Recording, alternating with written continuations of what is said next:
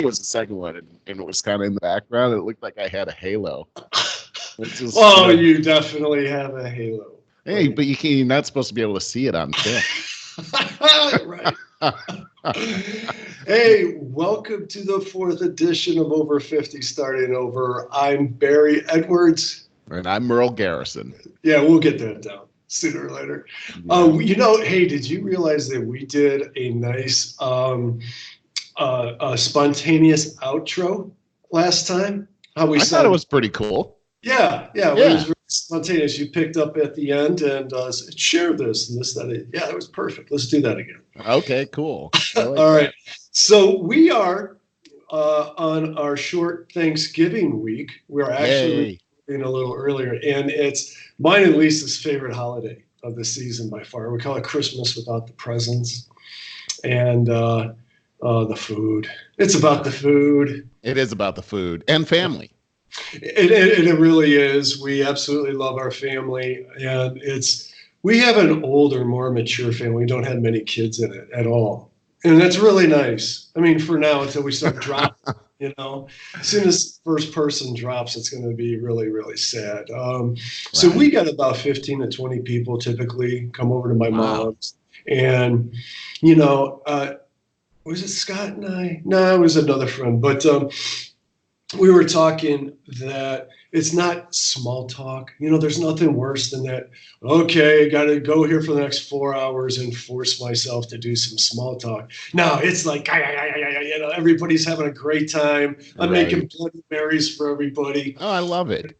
And the coolest thing is since Lisa's been in the family for the last 11 years now, she's an amazing cook. She's like chef status cook. And so is my sister-in-law. And they're tight.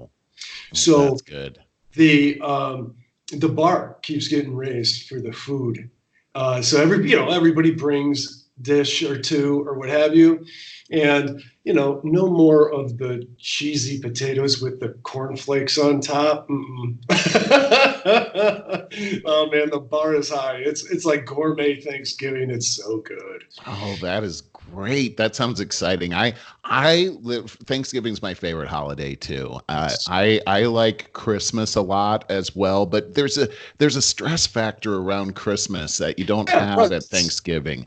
I mean, all the presents, and it becomes all about the presents and everything, and then you're at the mall and you're online shopping and you're spending all your money, and then you don't know are they going to like it, and Thanksgiving takes all of that off the table, and it's all about just being, eating really great food, being very thankful for life and all the gifts that God has bestowed on us, and just the health of our family, and the fact that we, this year too, especially, I'm just really thankful that I live in this country. I mean, sure, we've got a lot of problems, but I mean, this is the freest country that's ever existed in all of history, and we've got these freedoms and abilities that we can do. We could just like this podcast, we can go on this podcast and say whatever we want without fear of being thrown into prison and never see the light of day again. So, I mean, as you say that, though, I'm just going to bring up, just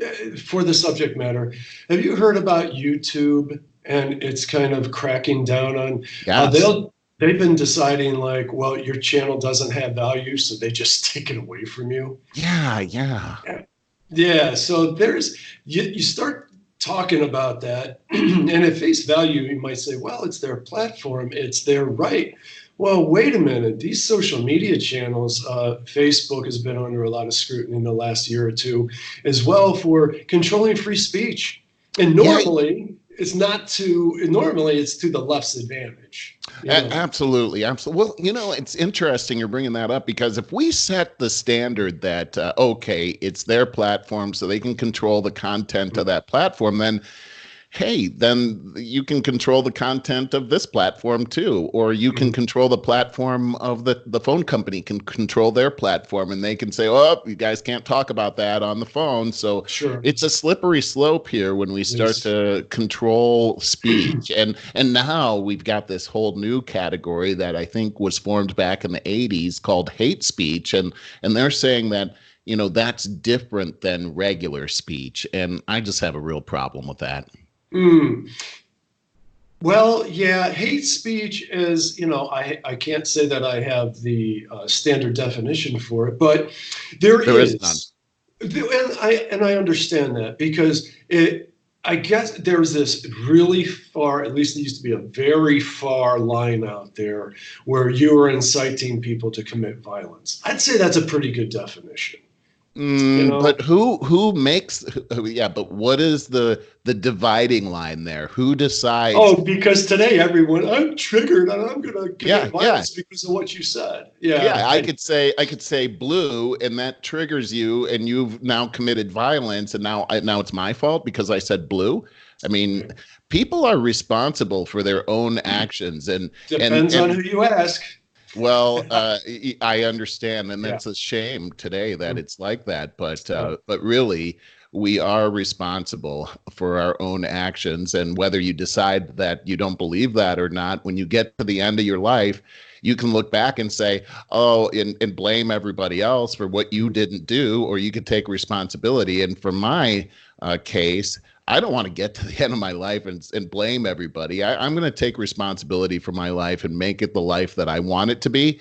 And, and at the end of the life, if I get to the point where I'm like, okay, I'm ready to go, I'm going to feel pretty good that I at least tried to do what I wanted to do. Yeah. If you try and fail, that's one thing. But if you never try at all, that's epic fail. Oh, that truly is. We've mentioned a couple of times how if not trying is not opening up the doors because behind so many doors, there's so much opportunity. Absolutely. And I believe that the universe is always trying to give it to us.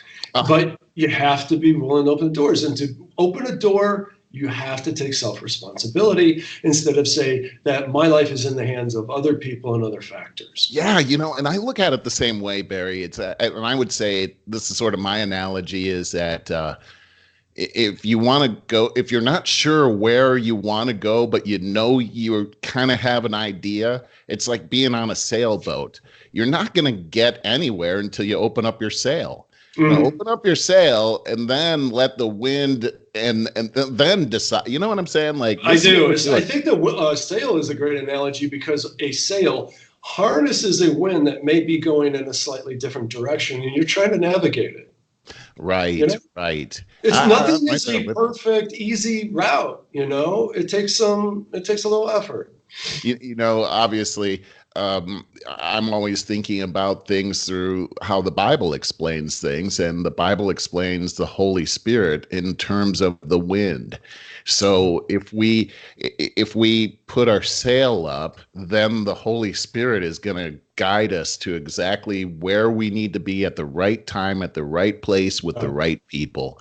And I just believe that when we put ourselves in that position and really, focus on what the outcome is that we want, then that is a great strategy for making those things come into fruition. And it works from virtually every philosophical background because I always say that I come from a more metaphysical background, very independent, very open-minded. And what you just alluded to, you did so within a Christian framework. But to be perfectly honest, you also just gave us the definition of the secret.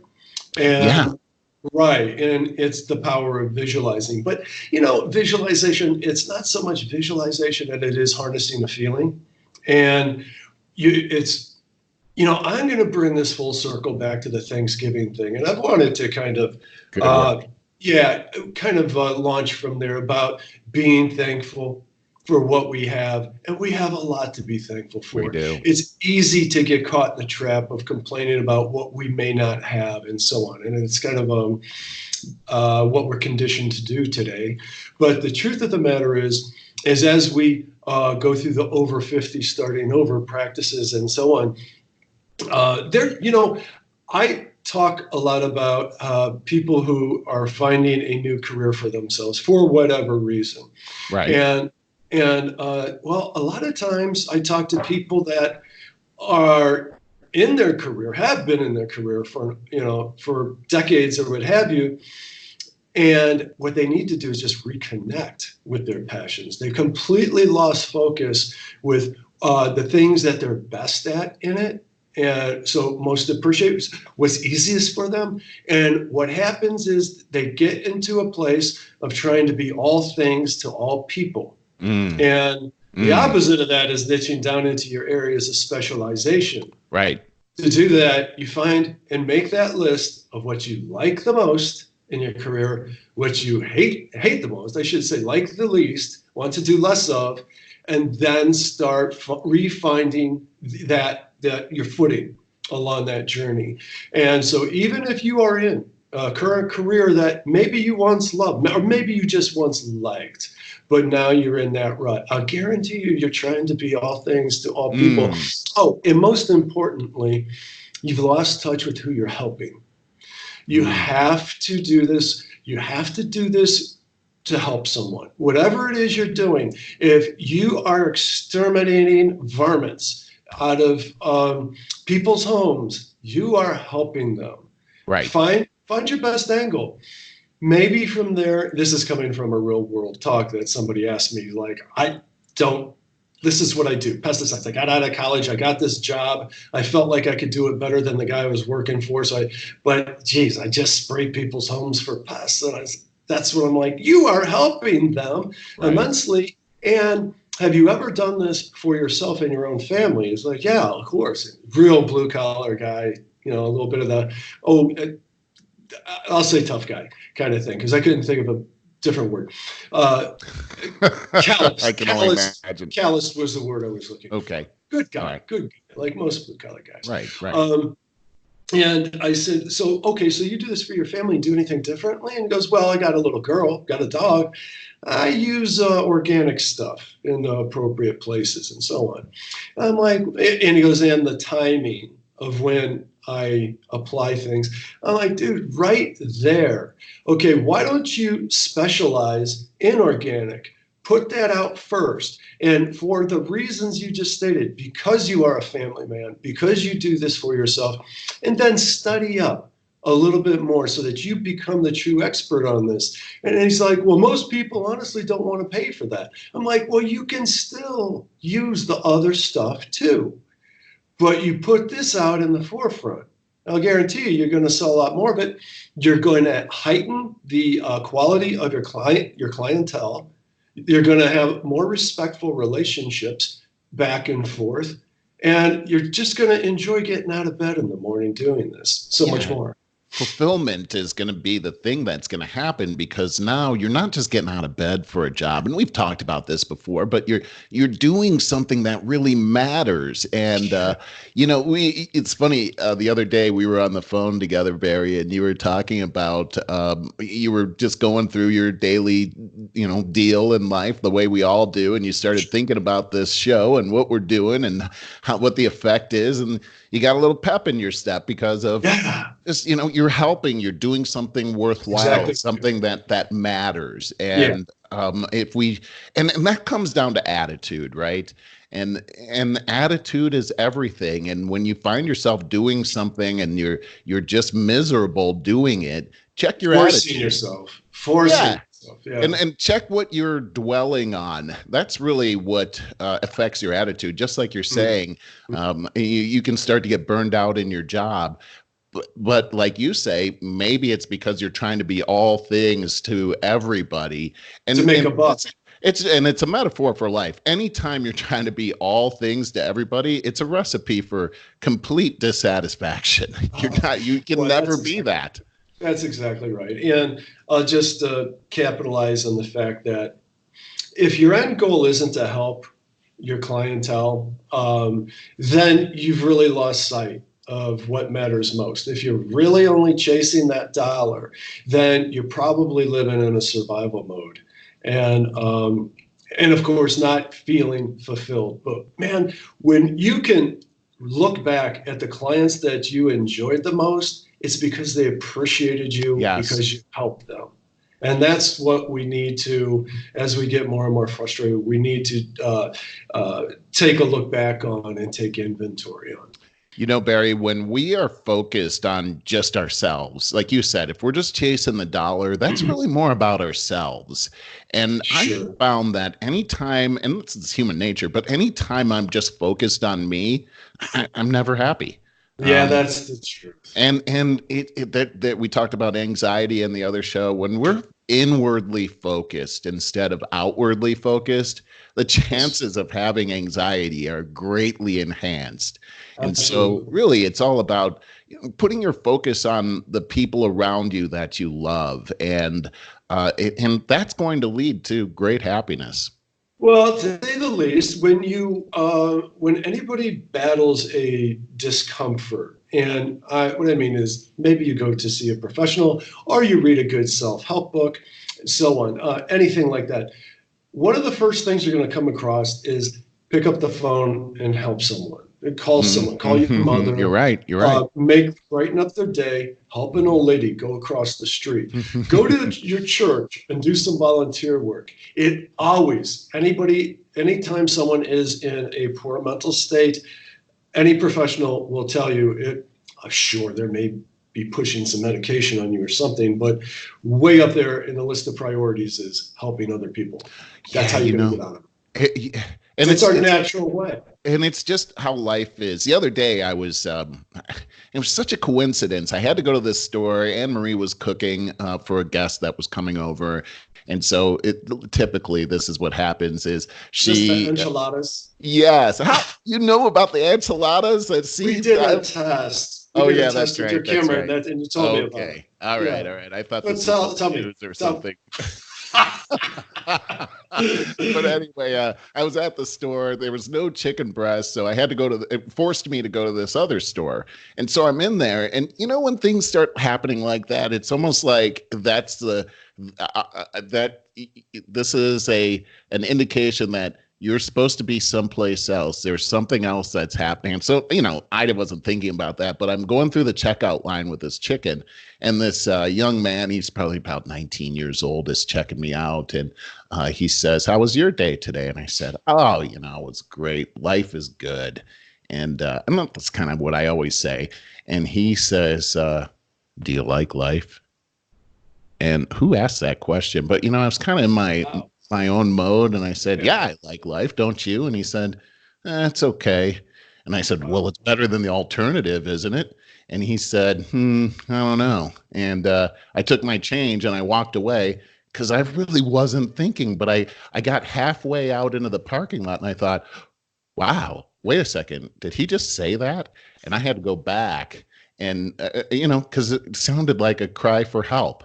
And so Hmm. we had a great conversation after that. And I felt like he was uplifted about things when I left. But my point is this: we're at Thanksgiving right now, and we're talking about this world that we live in, and there are people out there that are just crying for help. But if we're so absorbed with our own thing or our own Sure. little petty problems, we're Sure. going to miss the most important things that are happening in life. And our fellow man, the people around us, we were all born for such a time as this. And who knows, that may have had a dramatic impact on that person. He may have been thinking about ending his life that night. Without question. And Hmm. you know we just have to keep our eyes open because we're here for a purpose, and the purpose isn't you know um, fill out that report or hurry up and get there. The purpose is the people around you, and to your point, when we're helping the people around us, that's where true happiness and fulfillment really comes from. and if Yeah. and if we're when we're in a career, it almost doesn't matter what you're doing. Do it well, but Mhm. it involves people. People are around you, and look Mhm. for ways to be a blessing to the people around you because it'll bounce back on you. It's like physics. It Mhm. always works. I think that that's spot on. I really do. I have another example on those lines, and it's another career example. Uh, Lisa and I have somebody near and dear to us who's a hairdresser, second generation, Hmm. true artist, and primarily works with women, coloring their hairstyling, all those Right. different things. He's done it for so long that I believe he's one of those cases that has completely lost his passion, his Oh, focus right, for it, right.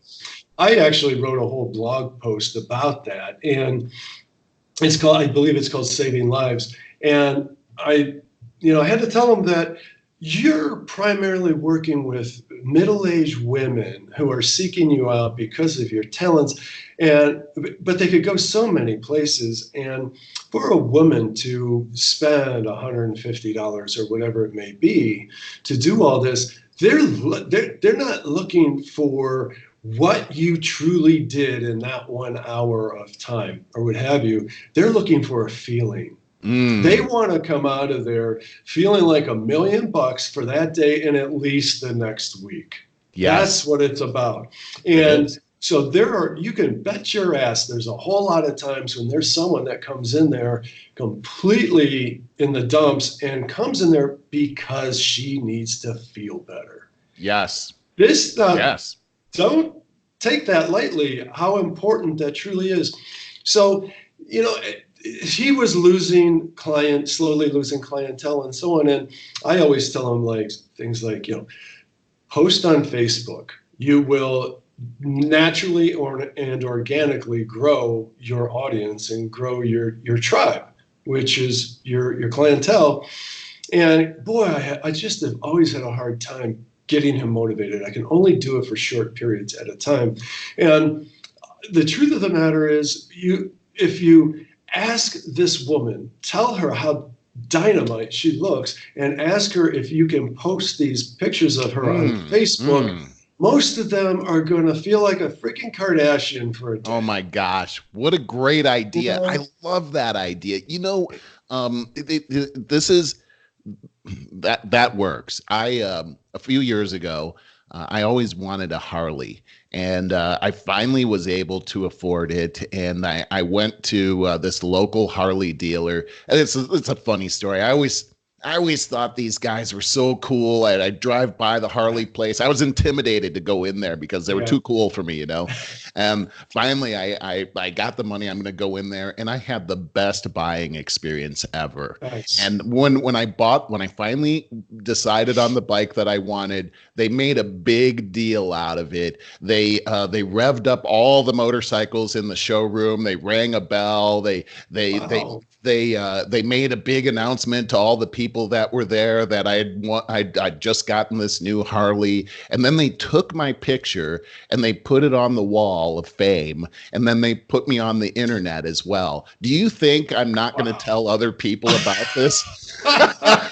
And you know what? They This had a Top Rock. blast. They had a blast doing that. Oh, and we all did. The place is called Top Rocker Harley in Canoga Mhm. Park, and these guys really had it going on. And the other thing is that every week they have some kind of something going on at their Mhm. dealership, like barbecues or the selling Nice. different. They'll have different vendors come in and they'll give away free food, and that's just the way to go, right? I mean, they made me feel so good over there and so proud to have this bike. And I, Marketing and sales at its best, but who doesn't want to live like that? Who doesn't want to go to work every day and do that yeah, and yeah, have fun?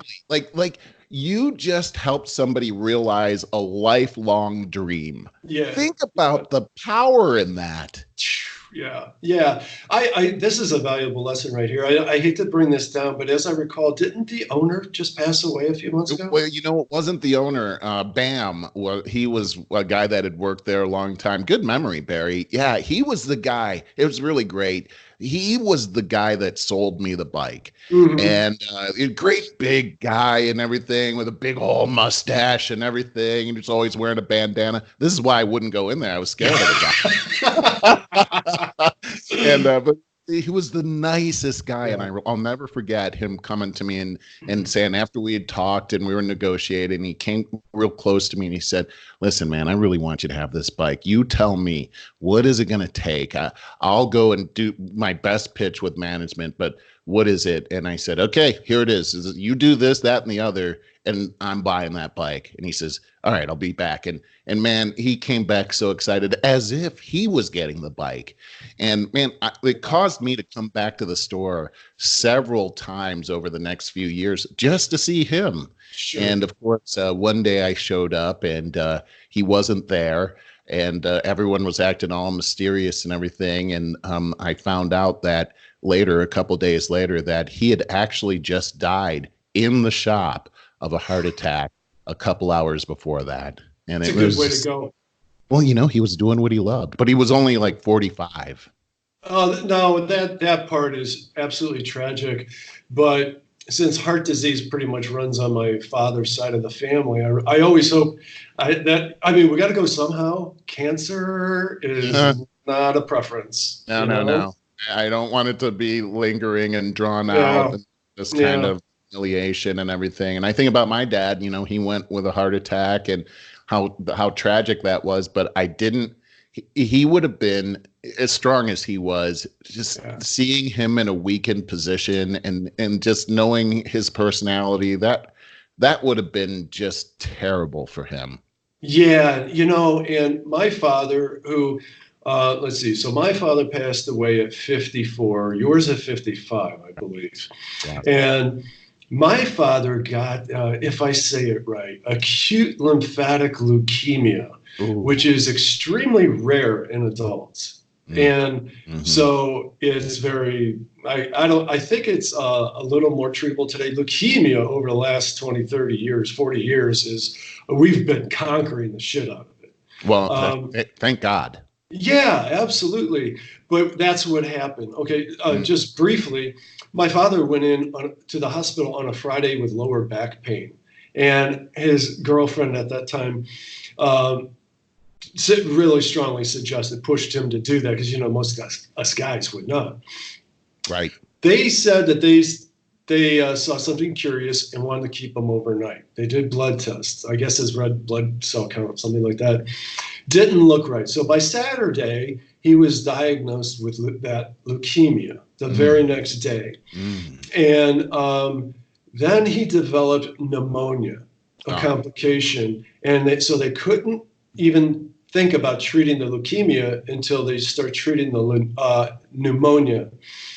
Merle, this is the most acute and tragic deterioration that you could possibly imagine. My father was a very strong person, and I literally watched him deteriorate in a matter of a few days. He died on Wednesday. only He a went in few on Friday. days. Wow. Yeah, yeah. That's It's terrifyingly amazing. That's a good way to put it. It truly is. And I didn't mean to bring down the podcast with that, but those are just facts. Those are just facts of life. This is a guy that worked really hard at socking away everything, never got a chance to enjoy the fruits of his labor.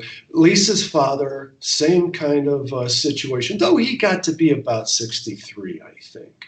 Still So way it's too still young. Yeah, agreed, way too agreed. young. I mean, come on. I'm what are we? 53? Yes, Sometimes I forget. I know. I do. But I feel like a kid. I mean, my dad and your dad were our age and they were Yeah. young, and that's Yeah, young, and it's nutritional knowledge was so much different back then. Exercising was not as prevalent and even as effective means. There's so much that we do that even, I think, even mental, the way we think, people were so much more harsh, I think, in a way, in the 70s, 80s, yeah, you know. they were I harder for sure. yeah, yeah, for sure. So there's a lot of different ways that we've improved the quality of our lives. Well, But at the same time, it should be a lesson for us all not to take I it was for going to go to granted. that. Yeah, yeah. Well, here it is. It's Thanksgiving time, and it's Yes, appropriate to be thinking about our parents at that time because we're yes. absolutely thankful for the life they've given us. And you know, I mean, you take a look at your dad, and I take a look at my dad. There's lessons even in those tragic situations that we No can be question. thankful for. Yeah, And you know, for me, my dad died of a heart attack. One of the things that I took from that is I'm not going out that way. And, and I say, I want to go out that way. Yeah, I'm not gonna. But 55. That's too young, and I've got kids. They're in their mid-20s now, and they're just getting started out, and they need the wisdom of their parents to help them get through, and so we need to be around. And as I take a look at us compared to them, we just have a whole different attitude about the age that we're at right now. And I think that's healthy and something that we can look to our parents and say, we learned from a lot of the good things you did, and we also learned from the mistakes you made as well. And thank you. Yeah, I think that's very perfectly said. I also want to celebrate our mothers for a moment. My mother is 78. She still shovels her driveway, in spite of having broken her back 2 years. What? Yeah. And you brought up. I should not. I'm gonna disqualify that. Maybe she stopped shoveling, but she was shoveling up until she broke her back. But she told me recently she feels like she made a 95% comeback from it. Thank goodness! And she's just so healthy. Really healthy. And your mom, I've known her for years. Beautiful woman, very healthy. Yeah, when your mom is healthy, doesn't that bless you? Buddy, she is such an important part of my life, and we have regular talks that are like our talks. I love it. Yeah, they're deep. They're deep. And she is the true matriarch of our family. My extended family, we all, on the major holidays, we go to her house, and she's like Martha Stewart. It's decked out. And it's awesome. Absolutely decked out. So fun. And there will be a day when she won't be with us anymore. And buddy, it's gonna be the world. I feel like the world is going to really miss her. I do. Yeah, well, try not to think too hard about that, because I too think about these things and then try to put them out of my mind. My mom too, she was born in 1940, so she's 79 now. She'll be 80 next March 6th. She'll be 80 years old. Wow. And my mom, I would love to be able to flash a picture of her up on here right now, because she's gorgeous. She's beautiful. She's stunning. And just when I went there last month, I was with her at the supermarket, and we were standing out there, and I'd met this woman who thought I was somebody else. She came over and started talking to me, and we were having a conversation. And my mom, who did she think you were? She says, "Are you a ball player?" I'm in Georgia, and I said yes, and she said, well, where'd you play? And I said, man, I played all over the place. But that was in high school. So, and anyhow, so then my mom steps up and she goes, "Is this your lovely wife?" And I'm like, wow, she thinks my mom is my wife. Isn't that cool? It's cool, but weird. Really weird. It is, but for her, it's cool. It is. It does make. I used to have a knee-jerk reaction. Oh, that's my wife. But now I just think, wow, how cool that I have her genes. I'm gonna be. I'm just speaking it into existence. I'm gonna look just as good as her when I'm her age, because seriously, she could be. She looks like she might even be younger than me. She's just really amazing, and what a blessing. And the same thing. She's the matriarch of our family. She's the spiritual leader of our family. She's just chock full of wisdom. Now that I'm an adult, I realize what a great woman she is. I gotta admit, when I was a kid, I kind of took that for granted, but now it's like, wow. And we talk several times a week, and she's one of my best friends. I just love that. I too, it's like, how could I live life without her in my life? She's really remarkable, and I just love her. Yeah, I even can say that during some hard times in business, okay, being a self-employed guy, juggling different clients and so on. And I've run across I've run across some assholes from time to time that have Sure. really made my life difficult for me. My mother worked in the human, what do you call it, welfare department, human Oh, services yeah. industry for Uh-huh. her career. But I got some of the best business advice from her in times of need. There's something about that maternal instinct that they just feel you and know what you need to hear. And Yeah. seriously, I got some of the best business advice from my mother.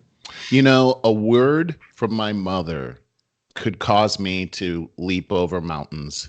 I mean, Uh, just the encouragement that she's always given me and just how she believes in me. mhm. That's priceless. Yeah. And I hope that she knows how much that means to me. But Oh, she's I'm sure. really been inspirational in the women that are in my life are amazing. Not to mention my wife as well. She's just an amazing encourager as well. So I'm pretty blessed. I'm this Thanksgiving I got a lot to be thankful. Yeah, and I have to say that too. I probably allude to it all the time. I don't want to sound like I'm bragging, but I think the world of Lisa and her accomplishments and her perseverance. Gee, she's got perseverance like nobody I've ever seen. Just Isn't that a true beautiful guts. thing? It really is. And I always say she's the most competent woman I've ever met. Wow. Yeah. Oh yeah. Yeah. It's a high compliment. Yeah, she can work her way out of through any situation. Hey, I know this is switching gears a lot, but you made me think here a few minutes ago. We've had this conversation before. I want to bring it up, and I said morbidly, there will be a day when our mothers pass, and it will be horrible. And you're like, yeah, I don't like to think about that kind of thing. And I've said to you before, we've had this conversation.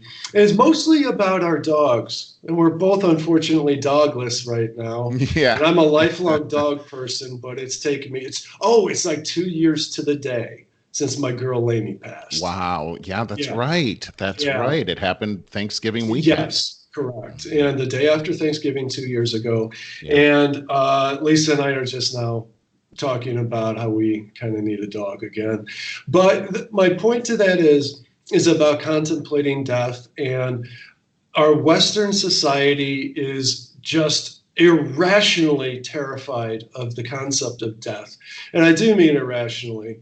And because it happens to all of us, it happens to every living thing. So it is the most natural thing that can possibly happen. And I do believe, and if your Christian beliefs are that true, then you also believe it is more of like a a caterpillar to a butterfly Yes, metamorphosis. And absolutely. I believe the same thing in my own way. And I believe that it is best that we actually contemplate death so that we appreciate each day with our loved ones more. And when they do pass, and passing does come to us, that it is not so irrationally tragic. Now, don't misunderstand me, that I absolutely believe it's the healthiest thing in the world to mourn your loved one's loss, be it a pet, a person, whatever it may be. And those dogs of mine, Bowser, I lost about 7, 8 years ago now. It was like losing my son for sure. I had Yep. him for Yep. 13 years. And when Yep. Lainey passed, got her as a rescue at 6 years old. And we had, as you know, we had been through the ringer, a big, big surgery and just all kinds of things. Our bond was beyond tight, and it was like losing a daughter when Right. she passed. I understand. When I lose my mom, it's going to be like losing my mom. There's only one mom for me. Yep. And and I do believe it's a very healthy thing to contemplate that, to be able to talk about it. But I told you, I remember this conversation we had. I said, yeah, man, I'll be out on a beautiful summer night, drinking a beer, smoking a cigar, thinking about my dog that will pass someday, and just some tears running down my face. And I don't know, it's like a couple weeks later, you're like, yeah, I did the same thing. Yep. And and you had to go through a lot with Stella before her passing. Now, first of all, she was on borrowed time for a long time. Had a lot more quality time left in her that was not expected, battling cancer. Right. I strongly believe that your prayers had a lot to do with that. I have a very strong belief in the power of prayer. And to me, it's just the same way I believe in a great Reiki practitioner. I believe it's the same thing, that there's absolutely healing energy and there's scientific proof behind it. So let's not act like this is something crazy. Though bothers me that a lot of times I see on social media now people want to shame people for offering their thoughts and prayers. I know. It's we live in a crazy time right now. Yeah, with Stella, and you really helped me out with that, because I remember I was hanging out with my dog and I just got all depressed about, she's gonna die someday and what am I gonna do? And I remember I called you up because I was kind of feeling a little crazy about that, and you really helped me to realize that was actually natural and really healthy. And when the time came to have to deal with that whole thing, it wasn't easy, but that did help, and it did make it easier. But then when I apply that same kind of thinking to, my mother, for example, for me, it's a lot harder. And I don't know, and she's so healthy and everything, but she's also 80. And so, we all know that, hey, there's a time for all of us to go. Now, here's the one thing, and this might sound crazy, but as a Christian, I do believe that we live in the end time, according to what the Bible says, where things are starting to become wrapped up, and there's a plan in the Bible for that. And there's something called the rapture, where the Christians are actually transformed and brought into heaven instantly, and those who are alive when that happens, they don't die, they go right to heaven. And so now wait, I just want to finish and say this, that I'm hoping that before my mom passes that happens and we don't So okay, isn't that, and I'm sorry if I missed it, but isn't that directly tied to the second coming of Christ? Yes, it is. It is. So the first thing that happens is the rapture. The second thing that happens is the 7-year tribulation.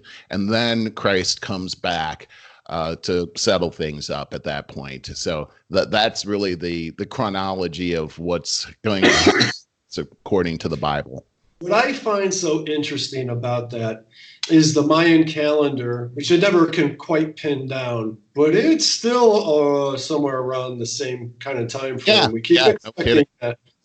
Also around what is more and more seeming to come right up the pike is singularity. And that is the moment where it is defined in several different ways, but you could call it the moment that computers, machines, whatever, find consciousness, or the moment where we actually kind of fuse with computer technology, robotics. Immortality would happen at that point. And all of these things seem to be going to happen, right? My point to that is, I've kind of said this before, is I believe all of these different philosophies, different religions and all that, all point in the same direction. All kind of sort of take you to the same place. But I will say this, our society is evolving at an exponential rate since the advent of the personal computer, which gave us the internet, which gave us the smartphone. It's all the same thing, basically. I agree. And I believe that this is all playing into, biblically speaking, this is not a surprise. And it's actually pretty amazing that what you're bringing up is something that's really tied inside of the Bible as well. We are, and you said, what was the word? Singularity? Singularity. Yeah. And so it's funny, we have the iPhone and the iPad and the iPod, and it's all about I, me.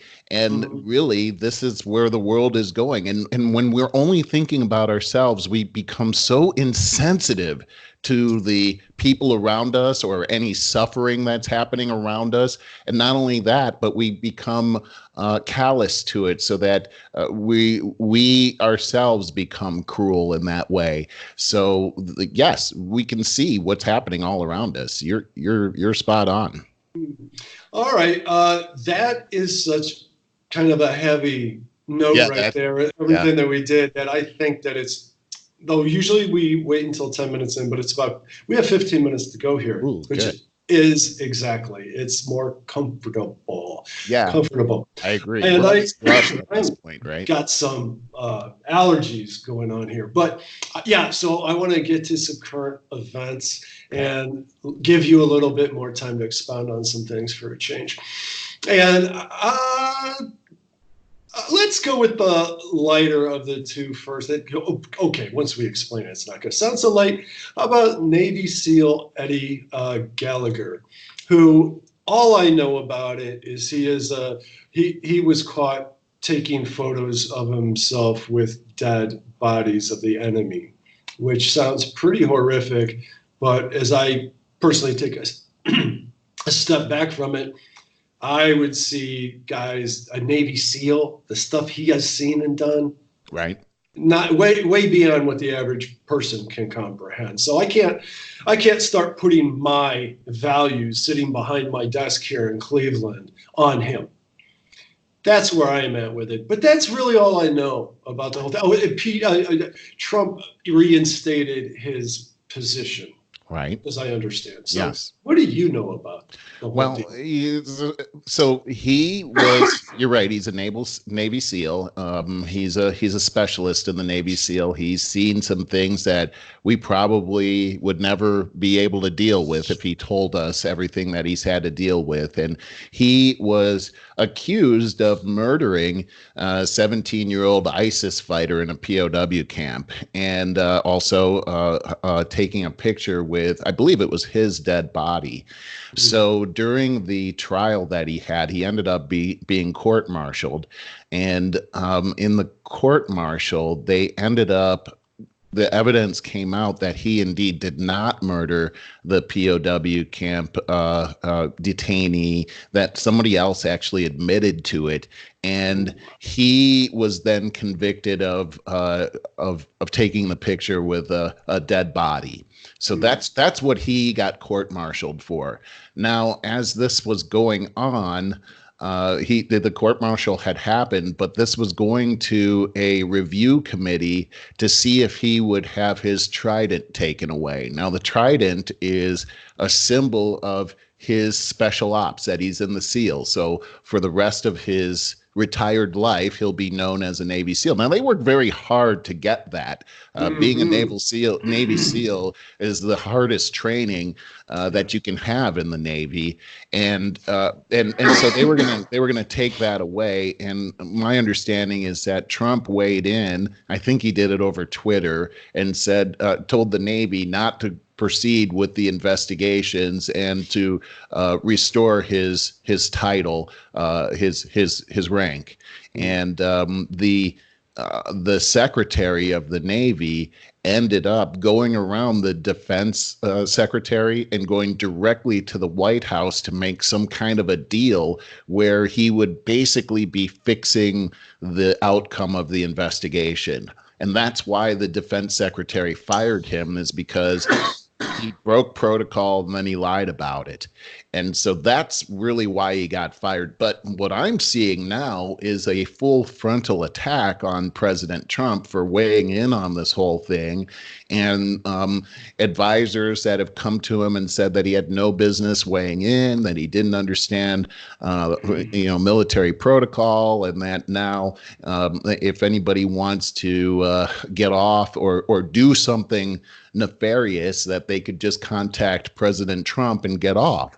Well, what a ridiculous idea Simplification. that any military person can just do something bad and then call President Trump. Like, have you ever called any president? You can't just call President Trump and have him Right. get you off. That's ridiculous. And it seems to be an attack on um, the uh, the commander in chief of the military. Now, I know this, and people are going to say this is unprecedented and no president has ever done that. That's a bunch of crap right there. Almost all presidents have been involved. And one of my favorite presidents, President Lincoln, was very much criticized by the military for all of the people that he let off the hook for deserting the army. You see, what was happening is all deserters were being executed. And in Lincoln's mind, he's like, wait a second, these boys are having to go in and face the worst atrocities. Yeah. And of course they're scared. Why would we kill them? Doesn't that shoot us in the foot? And doesn't that steal away our own attractiveness for anybody else to come into the military? So he was letting people live left and right. And so this happens all the time, and it is the prerogative of the commander in chief as far as I'm concerned. But there's a bigger picture. He's the commander in chief. Well, exactly. There's a bigger picture. Now, when Obama was the commander in chief, he changed the protocol for the units like the Navy SEALs. I read this book called No Easy Day by Mark Owen, and he was one of the special ops guys that killed Osama bin Laden. You remember that operation? Sure. It was a great book. His details of what happened were amazing. It helped me to feel even more proud of the men and women that take on that responsibility and risk their lives to protect us. But here's something that came out in that book is that the Obama administration had changed the protocol for these special ops guys, and it made it a lot more dangerous for them to do their job. And as a result, a lot of the seasoned special ops guys were retiring because it was too risky. So here's an example. If they knew, let's like the Navy SEALs, if they knew that there was a house containing, let's say, 20 terrorists who were known terrorists who had killed Americans, they could actually sneak into that facility in the middle of the night and eliminate those people. That's the old rule. The new rule is they've turned these guys into more of a police force. They have to go to the house. They've got to bring a bullhorn. They've got to say, come out with your hands up or something like that. Now, if they have any weapons on them, they're allowed to be arrested and taken in. But of course, they know that that's the deal, so they hide their weapons. They can't just break into the place. It's almost like they have to have a warrant to break in. And when the prisoners are taken into the POW camp, if they say that they've been mistreated in any way, they get let go. So they're back out on the street the next day to kill more Americans. And so when you take a look at what's happening here, Trump is actually changing the protocol that was set up by the Obama administration that really, in my mind, wussified our special ops departments and made it so that their lives were in jeopardy. And so that's what I'm seeing happening here. And I'm seeing that there's an establishment that does not like this, and they want our military to be more like the police. But think about it. The police here in this country are going, when they make an arrest, people that they're arresting are citizens of this country that have all of the unalienable rights that are associated with our Constitution. And therefore, the police treat citizens differently. This is war. These aren't citizens protected by the Constitution. These are people that want to blow our brains out. So anyhow, that's what I'm seeing here, Barry. Well, I absolutely appreciate your take on it. And when I hear about those things, I always try to see both sides of it. And I can't help but to think, and I've always thought this, is that when it comes to anything military, everybody should understand it's really, really difficult for the average person sitting at home to wrap their heads around this kind of thing. You know, the debate over waterboarding or what have you, and its effectiveness, all of that. It reminds me of a famous line in A Few Good Men, Jack Nicholson, "You can't handle the truth." Well, there's a lot of Thought about truth that a to that. lot. Yep. There's a lot of truth to that. So I would absolutely love to see us in a world where we don't have to make horribly harsh decisions like that, where anybody that is in opposition to those hard decisions can pull out a case from a few years back or many years back where some innocent people got killed as a result. And then that supports all of their argument for now putting our military in harm's way. Right. So it's a tough place, man. There's no good rationale. There's no. It's kind of. It's why people debate things like the abortion issue forever. And no, I'm not going there. I'm just saying that there's no clear. You know, where there's a clear right or wrong to an individual person, there obviously isn't overall because of the many different circumstances. With that, and I am sorry, I'm dying for some kind of allergy that just came up. Which at this time of year, I get this a lot. But I wanted to see what your thoughts are. We got 5 minutes left on the latest in the Trump impeachment trial. Well, I mean, I think we're probably going to agree on this one for sure. I mean, I watched a lot of the trial, or whatever you call it, the hearings. I guess that's what you call it. And I was so disappointed. I mean, really disappointed in what's happening right now, because I would hear what was happening, and then almost immediately as things were happening, the news, Wall Street Journal in particular, but all the news outlets were reporting, and the headlines were saying things that weren't actually happening. Kind of projecting a bit. Yeah. Well, I mean, it wasn't projecting. No, they were outright lies. They were saying things that weren't actually happening in the trial. And if you take a trial hearing, whatever it's called, if you take a look at what was actually said, and then you listen to the summary that Adam Schiff gave at the end of the hearings, they don't match up at all. And the funny thing is that now, you know, I guess over the weekend, Schiff was asked on one of those Sunday programs.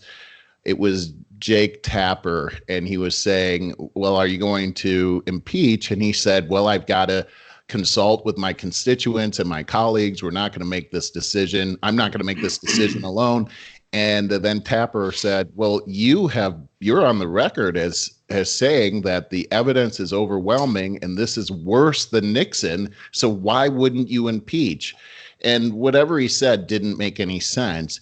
But what I have come to the conclusion of is that the Democrats know, especially by looking at the polls, that they lost a lot of ground during this time, especially with the independents. And as you know, Barry, it's the independents that are going to decide who the next president is. And the independents are overwhelmingly backing away from this impeachment thing. So what are the Democrats going to do, especially with this IG report that's going to come out on December 9th? And it's going to be, this is the real bombshell.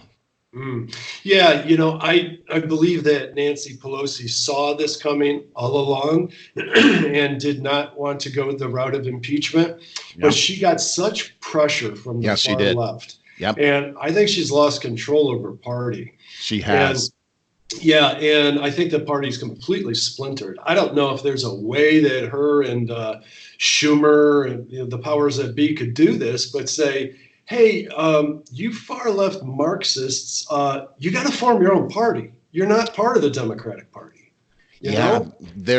They need systematically destroying the Democratic Party, because really after this, they're in shambles now. And I'm concerned that this party may have self-destructed here. So we'll see how this comes out.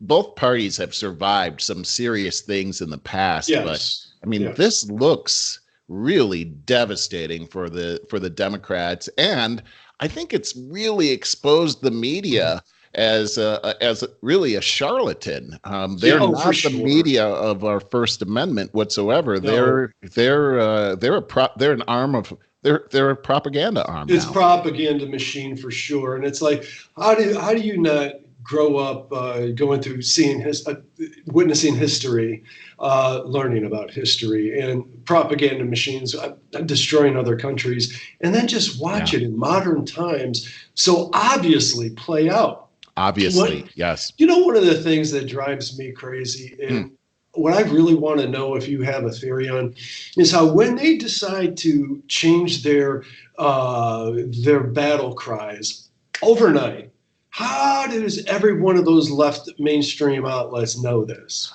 Barry, I'm so glad you noticed this, but yeah, and they use the same words, and Yeah, we need a whole show for that.